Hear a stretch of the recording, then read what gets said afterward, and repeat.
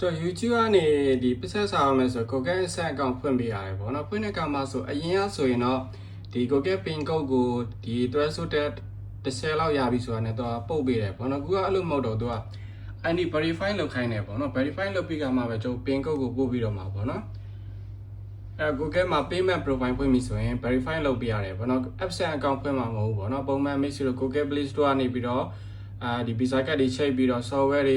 ဝယ်တာတို့ပေါ့နော်ဘာတွေဝယ်ပေါ့နော်ဒီ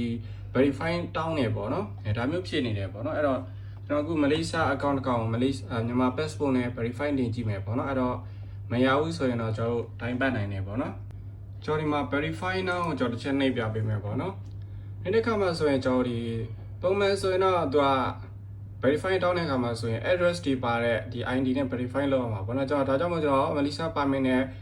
Malaysia permit မှာဆိုရင် address တွေပါပြီးသားမလို့ဒါနဲ့ verify လုပ်ပေးမယ်ကျွန်တော်မရဘူးပေါ့နော်အခုတစ်ခါကျွန်တော် passport နဲ့ထွန်းကြည့်မယ်ပေါ့နော် passport မှာဆိုရင်တော့ကျွန်တော်ပါ